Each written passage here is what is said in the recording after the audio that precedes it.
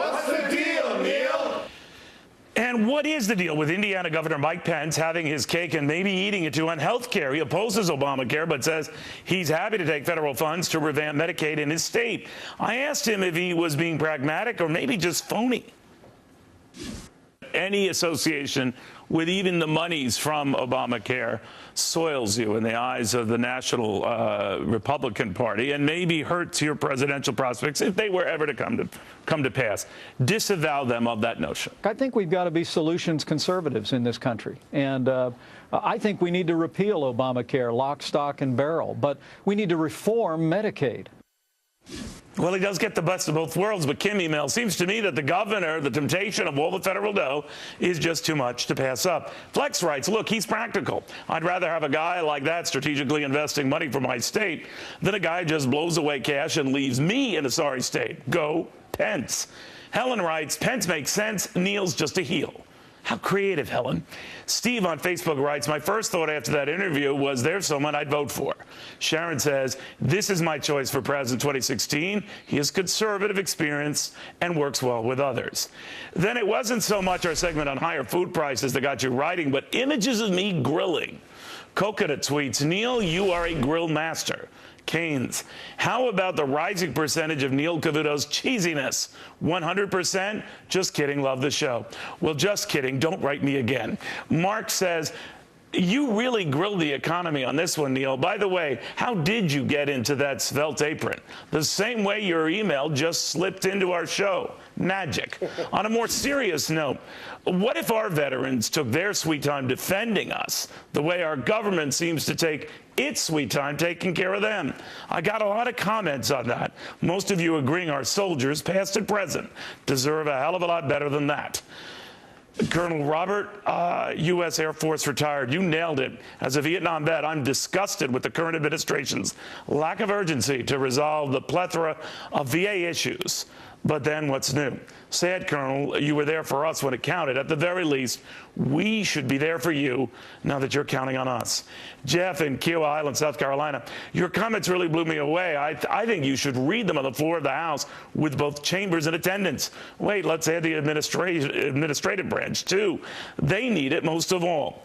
Craig via Gmail, Cavuto, the outrage you show, one might think you were a vet. You're not, so get off your high horse. VA care is cutting edge. You don't have a clue, having not served or used the VA. Well, Craig, you don't need to have served to appreciate those who do. And you don't have to be a veteran to demand better care for our veterans. If you, as a veteran, are okay with an agency whose overwhelmed bureaucrats contributed to more than 24 deaths and who makes heroes of all wars needlessly wait and wait and wait for the care they deserve now, you're the one who has issues, sir, not me, because you don't have to be a soldier to know this stinks, and you don't have to have served to know this ain't service. Sergeant Chan, who served in Vietnam, 1968-69. Finally, someone gave the speech that I wanted to hear, the way veterans are treated now and how disgraceful that is. I'm a disabled Vietnam vet, and I could tell you one outrageous story after another. Your speech was classic, and it lifted my heart. Thank you, thank you. No, Sergeant, thank you. You and your fellow heroes deserve a hell of a lot better. And Mrs. Earl in Mocksville, North Carolina, Neil, never have I been prouder or loved you more than today. As you gave your closing points concerning our veterans, thank you very much for your compassion. Thank you, ma'am, but you've got it the other way around. They're the ones we should be thanking for their actions, not me for my words. Ron in New Mexico, your gift of articulation has a way of striking an emotional chord with me when you speak. Today it hit home for me as my father was a World War II veteran who served in Belgium at that time. And to think that the vets alive today are getting the treatment that they are, just sad. Very sad, Ron. Very, very sad. But on to less weighty, but to some of you, just as annoying issues. The higher minimum wage debate. Leave it to Charlie Gasparino to get the debate going in a whole other direction by taking potshots at McDonald's, not for what it pays its people, but the horrible food Charlie says it shoves on its customers. He actually said that. Cargan emails and says, well, that's that. Charlie has to go. Gasparino, you can eat in any dive you want. Most of us can't afford a $20 or $30 piece of cow. And what the hell do you care what people eat? It's no sweat of your liberal ass. Joanne in Annapolis, You got to either put him in his place and allow others to speak, or rename the show Charlie Gasparino. Well, don't think he isn't plotting just that, Joanne. William in Milner, Georgia. Neil, it sounds unfair not to adjust the minimum wage for inflation. To raise it beyond inflation is inflationary. Well, that's my point, William. A slight bump is one thing. A doubling in that bump is quite another thing. SRW emails, as one McDonald's striker said when told that a bunch of employees could lose their jobs, her answer was the ones that work the hardest will get the raises. Duh. Mike in Lincoln, Nebraska.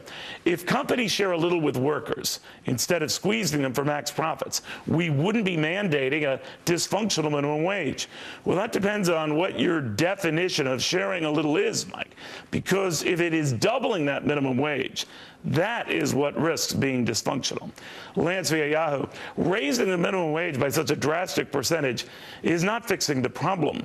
The only thing it's doing is creating a political stepping stool for the Democratic Party to remain in office in 2016. And Rebecca via iCloud. Hey, Neil, what do you consider the middle class? Well, that would be about 95% of us, Rebecca. 95% of the country. That'll do it. See you tomorrow.